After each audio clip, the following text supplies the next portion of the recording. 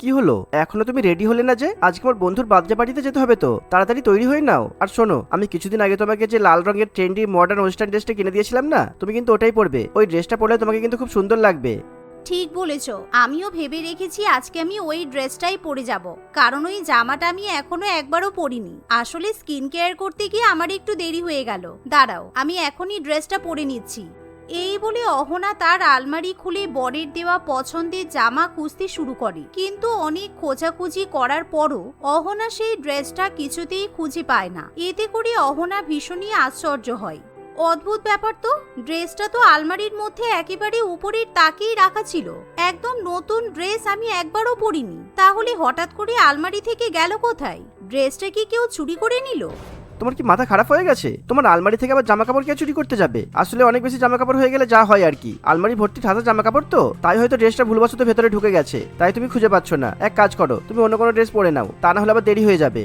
দেবের মুখে এমন কথা শুনে অহনা আর কিছু বলতে পারে না। তখনকার মতো অহনা কথা না বাড়িয়ে অন্য একটা পোশাক পরে পার্টিতে চলে যায়। এমন সময় অহনার ননদ কোয়েল তার বৌদির সেই লাল রঙের ওয়েস্টার্ন ড্রেস নিয়ে বৌদির ঘরে রাখতে যায়।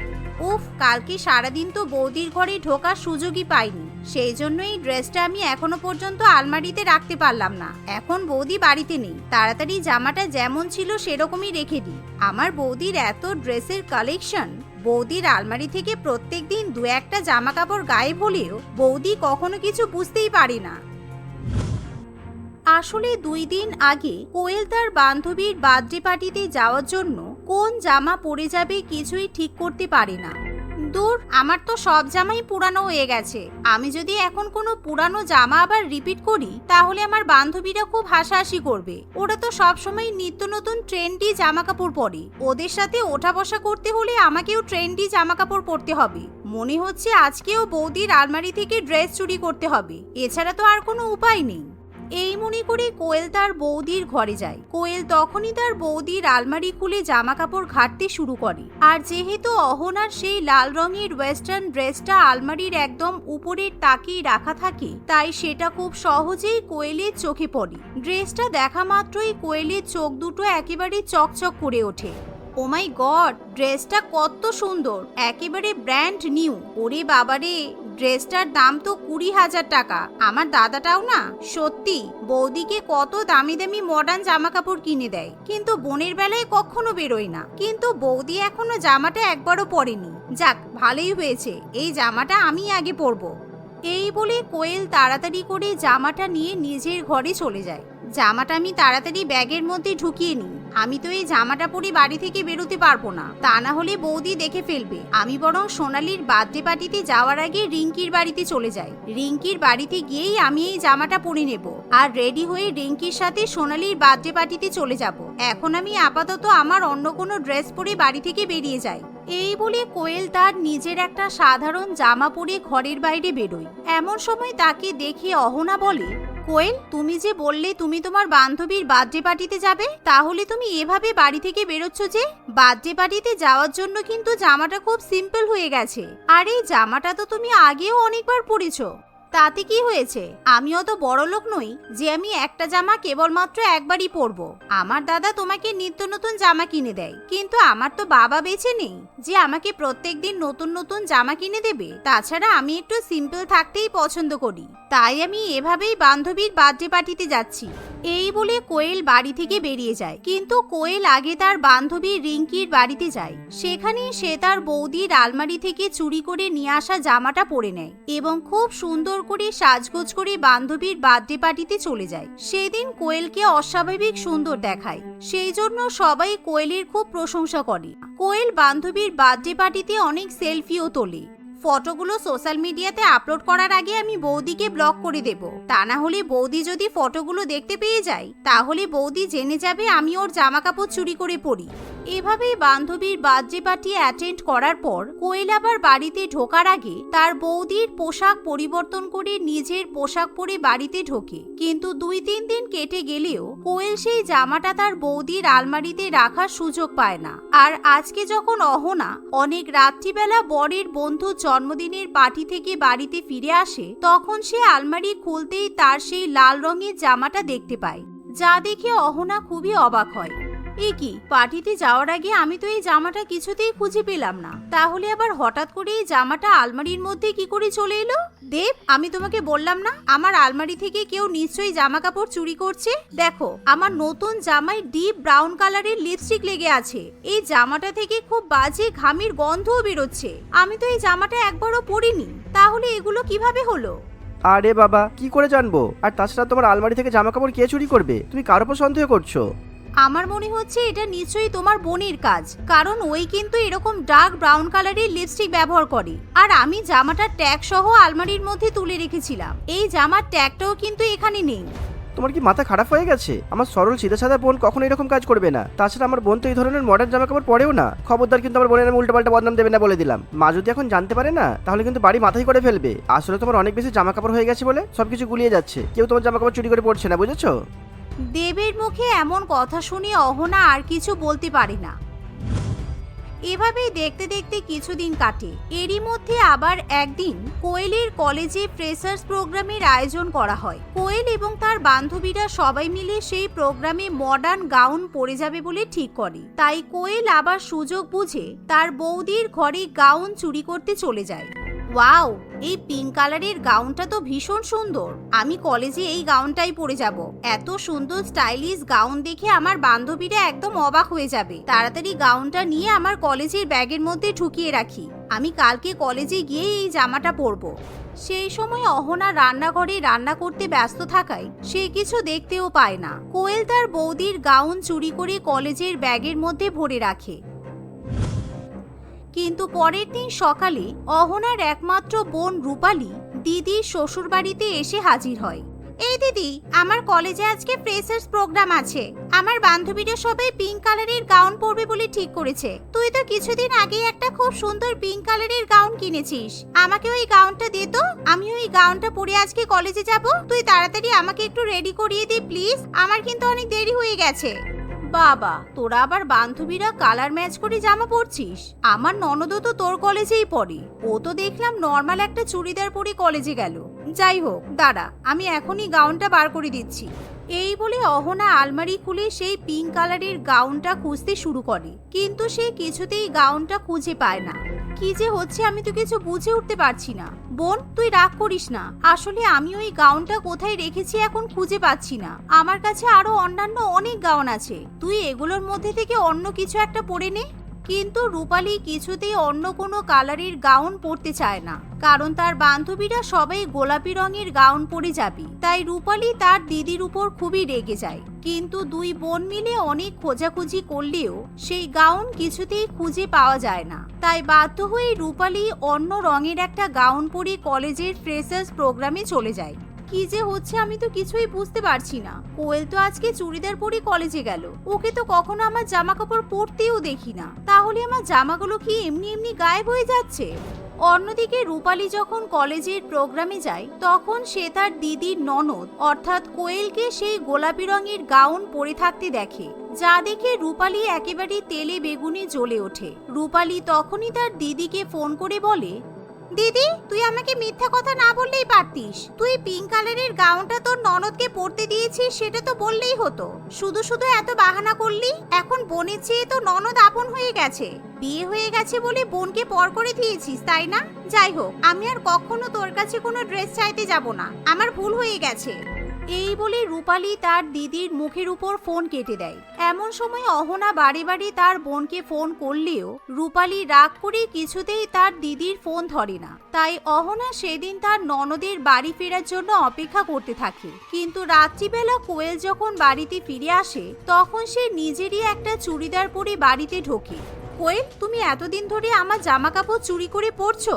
তুমি আজকে কলেজে আমার পিঙ্ক কালারের গাউনটা পরে গিয়েছিলে। আমার বোন আমাকে ফোন করে বলল আমার গাউনটা কোথায় রেখে এসেছো।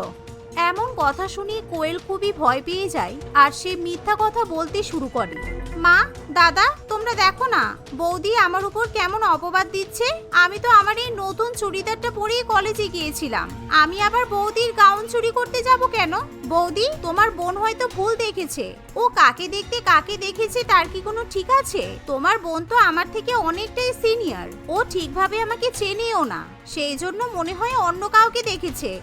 একদম মিথ্যা কথা বলবে না। তোমার কলেজের ব্যাগের মধ্যে কি আছে? ব্যাগটা এত ফুলে আছে কেন? দেখি দেখি তোমার ব্যাগের মধ্যে কি আছে। এই বলে অহনা কোয়েলের ব্যাগ খুলতেই সেই ব্যাগের মধ্যে নিজের গোলাপি রঙের গাউনটা দেখতে পায়। এভাবে কোয়েল সবার সামনে ধরা পড়ে যায়। কোয়েলের দাদা এবং মা দুজনে মিলে তাকে খুবই বকাবকি করতে থাকে। এমন সময় কোয়েল খুবই কাঁদতে শুরু করে, আর যা দেখে অহনার খুব খারাপ লাগে।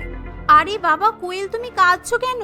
দেখো, আমি তোমাকে এভাবে কষ্ট দিতে চাইনি। তোমার যদি আমার কোনো জামা পছন্দ হয়ে থাকে তুমি তো আমার কাছ থেকে ডিরেক্ট চেয়ে নেবে। তুমি তোমার বোনের মতোই, এরকম ভাবে লুকিয়ে লুকিয়ে তুমি জামা কেন নিতে যাবে? আমি ভেবেছিলাম কোনো জামা চাইলে তুমি হয়তো আমাকে দেবে না, কারণ তোমার জামাগুলো তো সবকটাই ভীষণ দামি দামি। আসলে আমারও তোমার মতো দামি দামি মডার্ন জামা পরতে খুব ভালো লাগে, কিন্তু মা আর দাদা আমাকে কখনোই মডার্ন জামা কাপড় কিনে দেয় না। তাই আমি লোভে পড়ে তোমার জামা কাপড় চুরি করে পরতে শুরু করেছিলাম, কিন্তু আমি আর কখনো এরকম করব না। আমার এবার কিছু প্রয়োজন পড়লে আমি তোমার কাছে চেয়ে নেব। তোর যে এরকম মডার্ন জামা কাপড় পরতে ভালো লাগে, তুই তো আগে আমাদের একবারও বলিসনি। তাহলে তো আমি নিজেই তোকে এরকম ড্রেস কিনে দিতাম। যাই হোক, তোর বৌদির মন কিন্তু খুব ভালো। তোর যদি এবার থেকে তোর বৌদির কোনো ড্রেস পছন্দ হয় তাহলে তোর বৌদির কাছ থেকে চেয়ে নিবি, বুঝেছিস? এমন কথা শুনি কোয়েল খুবই খুশি হয়। সেদিনের পর থেকে কোয়েল আর কখনোই তার বৌদির জামা কাপড় চুরি করে না। সে এখন তার বৌদির অনুমতি নিয়েই তার জামা কাপড় ব্যবহার করে। অন্যদিকে দেব এখন তার বউয়ের পাশাপাশি তার বোনকেও নিত্য নতুন মডার্ন জামা কাপড় কিনে দেয়। বৃষ্টি ও মোহনা দুজনেই বোলপুর শিক্ষানিকেতন স্কুলের ক্লাস 7-এর ছাত্রী ছিল। তাদের দুজনেরই একে অপরের প্রতি খুব হিংসা ছিল। বৃষ্টি তাদের ক্লাসে ফার্স্ট গার্ল ছিল, আর মোহনা ছিল সেকেন্ড গার্ল। তাই তাদের ম্যাডামগুলো মোহনা চেয়ে বৃষ্টিকে একটু বেশি ভালোবাসত এবং তাকে সবসময় বেশি প্রাধান্য দিত। তাদের দুজনের সম্পর্কটা ছিল অনেকটা ঠান্ডা লড়াইয়ের মতো, কারণ দুজনই একে অপরের উপর হিংসা করত, কিন্তু কেউ কাউকে বুঝতে দিত না। মোহনা ক্লাসে ফার্স্ট হওয়ার জন্য সব সময় চেষ্টা করত। একদিন, কিরে মোহনা, তোর পড়া হলো না? আজকে এত রাত পর্যন্ত পড়ছিস, কি ব্যাপার? ক্লাস টেস্ট আছে নাকি কালকে? না মা, কালকে আমাদের সুনিপা ম্যাডাম আছে না, আমাদের লাইফ সায়েন্স সাবজেক্টের শালক সংশ্লেষ চ্যাপ্টার থেকে পড়া ধরবে। কালকে যে পড়া পারবে না, ম্যাম তাকে ক্লাসের বাইরে নীল ডাউন করে রাখবে বলেছে। ও বুঝেছি, ঠিক আছে, এবার ঘুমিয়ে পড়, অনেক রাত হয়েছে তো। সকালে উঠে রিভিশন করে নিবি। ও টোট, আমি তোর বই খাতাগুলো গুছিয়ে দিচ্ছি। এ কি, দুটো লাইফ সায়েন্স বই কেন তোর কাছে? কি রে বল। মা, এই বইটা আমার আর এটা বৃষ্টির বই। জানো তো, ও ক্লাসে সব সময় কেমন ফটর ফটর করে, নিজেকে ওভার স্মার্ট মনে করে। আমি ওর ব্যাগ থেকে বইটা লুকিয়ে নিয়ে চলে এসেছি। ও আজকে পড়তে পারবে না আর কালকে পড়া পারবে না। ম্যাম ওকে শাস্তি দেবে আর আমার প্রশংসা করবে। মোহনা, এসব কিন্তু ঠিক নয়। বৃষ্টি যদি তোমার সঙ্গে এটা করতো তাহলে তোমার কেমন লাগতো বলো? কালকে বৃষ্টিকে ওর বইটা ফেরত দিয়ে সরি বলে দেবে। মা, তুমি আমার মা নাকি বৃষ্টির মা বলো তো? ওর কথা ভাবছো কেন তুমি? আমি কি তোমার ভালো মেয়ে নই? কিছুদিন আগে আমি পড়া পারিনি বলে ম্যাম আমাকে বেঞ্চের উপর দাঁড় করিয়ে রেখেছিল, আর বৃষ্টি আমাকে দেখে খুব হেসেছিল। এগুলো কি উচিত বলো তুমি? ওরে বাবা, আচ্ছা আচ্ছা, তোদের ঝগড়া ঝামেলার শেষ নেই। চল চল, এবার চল। আর কি বলো তো মা, বৃষ্টি কোনোদিনও আমার বই চুরি করতেই পারবে না, কারণ আমি তো স্কুলে বই নিয়েই যাই না। শুধু খাতা নিয়ে যায়। আমি জানি বৃষ্টি খুব শয়তান। মোহনা বাড়িতে যতক্ষণ থাকতো সে তার মায়ের সঙ্গে বৃষ্টিকে নিয়েই আলোচনা করত। পড়তে বসেও সে পড়াশোনা করার চেয়ে বেশি বৃষ্টিকে নিয়ে ভাবত। রাতে শুয়ে শুয়ে সে শুধু কাল সকালের জন্য অপেক্ষা করতে থাকে। পরের দিন সকালে স্কুলে গিয়ে, এই তোরা কেউ আমার লাইফ সায়েন্স বইটা পেয়েছিস? আমি কাল থেকে আমার বইটা পাচ্ছি না জানিস। কারোর কাছে আছে কিনা একবার প্লিজ চেক কর, না হলে আমাকে ম্যাডামকে জানাতে হবে। আমি জানি আমার বইটা ক্লাসেই হারিয়েছে। আমি কালকে বইটা এনেছিলাম। হ্যাঁ, সবাই চেক করে নে তো একবার করে, আমিও দেখি আমার ব্যাগে আছে কিনা। এ বাবা, বৃষ্টি, তোর বইটা আমার ব্যাগে এলো কি করে? সরি রে, কালকে আমরা পাশাপাশি বসেছিলাম তো, তাই মনে হয় ভুল করে তোর বই আমি ব্যাগে ঢুকিয়ে নিয়েছিলাম। হ্যাঁ, এই তো আমার বই। ভাগ্যিস পেলাম। আমার অনেক টেনশন হচ্ছিল। সুনিপা ম্যাডাম একটু পরেই আসবেন, উনি পড়া ধরবেন, আমি কিচ্ছু পারবো না, কারণ আমি তো পড়তেই পারিনি। আমিও কালকে কিছু পড়তে পারিনি, আমি মামার বাড়িতে ঘুরতে গিয়েছিলাম। তুই এখন একটু চোখ বুলিয়ে নে, তোর আবার পড়তে লাগে? তুই তো এমনিতেই জিনিয়াস। তুইও কম নোস, ঠিক আছে? জানি না আজকে কি হবে। বৃষ্টি তার বই নিয়ে গড়গড় করে পড়তে শুরু করে। বৃষ্টিকে টেনশনে দেখে মোহনা মনে মনে খুবই আনন্দ পাচ্ছিল। পড় পড়, যত ইচ্ছা পড়। আজকে তোকে সুনিপা ম্যাডামের হাত থেকে কেউ বাঁচাতে পারবে না। ম্যাডাম আসছেন না কেন এখনো? আমার তো আর তস হয়েছে না। আমি আজকে সব পড়া ঠোঁটস্থ করে এসেছি, যা ধরবে আমি সব বলে দেব। কিছুক্ষণ পর তাদের ক্লাসেরই এক বন্ধু রাজা এসে বলে, এই সবাই শোন, আমি স্টাফ রুম থেকে এলাম এখনই। আজকে সুদীপা ম্যাডাম স্কুলে আসেননি। বিকাশ স্যার পাশে ক্লাস নিচ্ছেন, তাই সবাইকে চুপ করে বসতে বললেন। উনি পরের পিরিয়ডে আমাদের ক্লাস নেবেন। বিকাশ স্যারের নাম শুনে সবাই একদম সাইলেন্ট হয়ে যায়, কারণ বিকাশ স্যার খুবই রাগী ছিলেন, তাই তাকে সবাই ভয় করত। উফ, থ্যাংক গড, ম্যাডাম আজকে আসেননি, আমি বেঁচে গেলাম, না হলে আজকে কি যে হতো। দূর বাবা, আমার কপালটাই পোড়া। বৃষ্টির কপাল সত্যি সত্যি খুব ভালো, উপরওয়ালা সবসময় ওর সাথ দেয়। এই রাজা, বিকাশ স্যার আসবেন মানে? আজকে তো স্যারের ক্লাস ছিল না, তাহলে? হ্যাঁ, কারণ আজকে সাথী ম্যাডামও আসেননি, তাই ওনার ক্লাসটা বিকাশ স্যার নেবেন। কিছুক্ষণ পর বিকাশ স্যার তাদের ক্লাস নিতে আসে। তোমরা আমাকে দেখে খুশি হওনি মনে হচ্ছে। আমি এখনই তোমাদেরকে পড়িয়ে খুশি করে দেব। সবাই বের করো। এই কি বললাম, শুনতে পেলে না? বই বের করো সবাই। স্যার, আমি আজকে ফিজিক্যাল সায়েন্সের বইটা আনিনি, কারণ আজকে তো আপনার ক্লাস ছিল না স্যার। ক্লাস ছিল না মানে? ক্লাস থাকুক বা না থাকুক, পাতলা একটা বই আনতে তোমাদের এত কষ্ট হয় কেন? মাত্র ৬-৭টা তো বই, তাও আবার তোমরা বাড়িতে রেখে আসো কেন? স্কুলে আসো কি করতে? পড়াশোনা করতে নাকি আড্ডা দিতে? সরি স্যার, ভুল হয়ে গেছে, আর কোনোদিন হবে না। চুপ একদম, যাও বাইরে বেরিয়ে যাও। আমার ক্লাসে যারা বই আনবে না তারা আমার ক্লাসে থাকতেও পারবে না। যাও, বেরিয়ে যাও বলছি। আমার কাছে সবাই সমান। যাও যাও, এই তুমিও যাও। যে যে বই নিয়ে আসনি বাইরে বেরিয়ে যাও বলছি। বিকাশ স্যারের কথা অনুযায়ী বই নিয়ে আসেনি বলে ক্লাস থেকে দুজন বেরিয়ে যায়। বাধ্য হয়ে মোহনাকেও বাইরে যেতে হয়। মোহনার মন খুব খারাপ হয়ে যায়। অপরদিকে বিকাশ স্যার ক্লাস করাতে আসায় বৃষ্টির খুব ভালো লাগছিল, কারণ বিকাশ স্যারকে তার খুব ভালো লাগতো। আমাকে বাইরে বের করে দিয়েছে বলে বৃষ্টি খুব মজা পাচ্ছে, তাই না? আমিও ছাড়বো না তোকে। এরকম ভাবে তাদের মধ্যে রাগারাগি লেগেই থাকতো। একদিন বৃষ্টিকে নতুন ড্রেস পরে আসতে দেখে মোহনার খুব হিংসা হয়। ওরে বাবা, নতুন ড্রেস! নতুন ড্রেস পরে নিজেকে যেন কি মনে করছে, ঢং করার আর জায়গা পায় না মনে হয়। এই বৃষ্টি, তুই এই ড্রেসটা কোথা থেকে কিনলি রে? কি বাজে লাগছে, কেমন যেন ভিখারিদের মতো, বাজে কাপড়ের কোয়ালিটি। দূর, তুই তাহলে কাপড় চিনিসই না। এটা আমার বাবা বড় একটা টেলার্স থেকে অর্ডার করে তৈরি করে দিয়েছে, অনেক টাকা দাম নিয়েছে, বুঝেছিস? তোর থেকে তো অনেক ভালো। তোর তো শার্টের একটা বোতাম নেই। মোহনা বৃষ্টির কথা শুনে খুব রেগে যায়, কিন্তু তবুও সে তাকে আর কিছু বলে না। তোমাদের ক্লাস মনিটর চেঞ্জ করার সময় এসে গেছে। কে কে মনিটর হতে চাও হাত তোলো। ম্যাম, আমি হতে চাই। ম্যাম, আমি হতে চাই। ম্যাম, আমিও হতে চাই। ম্যাম, আমি হতে চাই। বুঝলাম, সবাই বসো। আর বৃষ্টি, তুমি দাঁড়িয়ে থাকো। আগামী 1 মাসের জন্য বৃষ্টিকে মনিটর করা হলো। বৃষ্টি, তোমার কাজগুলো জানো তো? ম্যাম, আমিও তো হাত তুলেছিলাম, আপনি আমাকে মনিটর করলেন না কেন? আমিও তো আপনার ক্লাসে সব পড়া পারি, আপনি তবুও বৃষ্টিকে। আরে আরে, মন খারাপ করতে নেই মোহনা। এর পরের বার আমি তোমাকে মনিটর করব। এবারের জন্য বৃষ্টি থাক, কেমন? বসে এবার। বুঝেছি, স্যার ম্যাডামদের কাছে ভালো হতে হলে আমাকে ফার্স্ট হতে হবে, না হলে সবাই শুধু বৃষ্টি বৃষ্টি করতেই থাকবে। আমাকে অনেক পড়তে হবে, আমি একটুও সময় নষ্ট করব না। আর হ্যাঁ, টিফিন বেলায় লাইব্রেরিতে গিয়ে পড়ব। টিফিন বেলায় মোহনা তাড়াতাড়ি করে টিফিন খেয়ে লাইব্রেরিতে চলে যায়।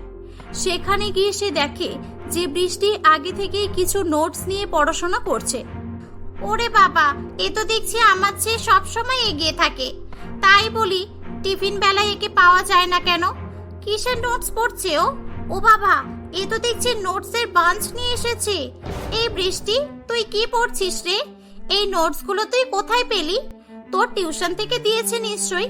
এই, তুই কোথায় টিউশন পড়িস আমাকে বল না, আমিও পড়তাম তাহলে। আসলে আমার কোনো প্রাইভেট টিউটর নেই। না রে, আমি কোথাও পড়ি না রে, আমি আমার মায়ের কাছেই পড়ি, বুঝলি? হুঁ, অমনি মিথ্যা কথা, আমি জানতাম বলবে না। টিউশন না পড়লে নোটসের বস্তাগুলো পেলো কোথায়? শয়তান মেয়ে। আচ্ছা বুঝেছি, আমিও পড়ি না জানিস। এই, তোর নোটসগুলো একটু দিবি আমাকে? একটু দেখতাম, জাস্ট দেখেই দিয়ে দেব। না রে মোহনা, আমি তোকে দিতে পারবো না, সরি। কিছু মনে করিস না, এগুলো আমার নিজের বানানো নোটস তো, সামনে পরীক্ষা, এখন কারোর সঙ্গে কিছু দেওয়া নেওয়া করা যাবে না। এই বলে বৃষ্টি তার ব্যাগে নোটসগুলো ঢুকিয়ে নিয়ে সেখান থেকে চলে যায়। মোহনা বৃষ্টির উপর অনেক রেগে যায়। মোহনা সুযোগ বুঝে বৃষ্টির ব্যাগ থেকে তার নোটসগুলো চুরি করে নিয়ে বাড়ি চলে যায়। এবার কি হবে বৃষ্টি তোর? তোর সব সাবজেক্টের ইম্পর্টেন্ট নোটসের বাঞ্চ এখন আমার হাতে। পরীক্ষার আর 1 মাস বাকি। 1 মাসের মধ্যে আমি এগুলো সব পড়ে ফেলবো। এবার আমি ফার্স্ট হয়েই ছাড়বো, আমাকে আর কেউ আটকাতে পারবে না। বৃষ্টি, তোর খেল খতম। মোহনা দিন রাত নোটসগুলো নিয়ে পড়তে থাকে। দেখতে দেখতে 1 মাস কেটে যায় আর তাদের ফাইনাল পরীক্ষা শুরু হয়ে যায়। পরীক্ষার প্রশ্ন দেখে মোহনা কাঁদতে শুরু করে। এ কি, এসব কি প্রশ্ন করেছে? বৃষ্টির নোটস থেকে কোনো প্রশ্ন আসেনি কেন? এবার কি হবে? আমি কি তাহলে ফেল করব? মোহনার সবকটা পরীক্ষা খারাপ হয়। 1 মাস পর তাদের রেজাল্ট আউট হলে জানা যায় যে বৃষ্টি আগের মতোই ফার্স্ট হয়েছে আর মোহনা এবার ক্লাসে 5ম স্থান অধিকার করেছে। মোহনা এটা জানতে পেরে কান্নাকাটি শুরু করে। সে খুব ভেঙে পড়েছিল, এমনকি খাওয়া দাওয়া করাও বন্ধ করে দিয়েছিল। আমি তো আগেই বলেছিলাম মা তোকে, তুই হিংসা করতে যাস না। তুই অন্যের উপর হিংসা করতে গিয়ে নিজের সর্বনাশ ডেকে আনলি। জীবনে উন্নতি করতে হলে পরিশ্রম করতে হবে। এখনো সময় আছে মা, তুই হিংসা না করে পরিশ্রম কর। একটা কথা সবসময় মনে রাখবি, অন্যের জন্য গর্ত খুললে সেই গর্তে কিন্তু নিজেকেই পড়তে হয়। মোহনা তার মায়ের কথা শুনে তার ভুল বুঝতে পারে এবং সে বৃষ্টির উপর হিংসা করা ছেড়ে নিজের পড়াশোনায় মন দিতে শুরু করে।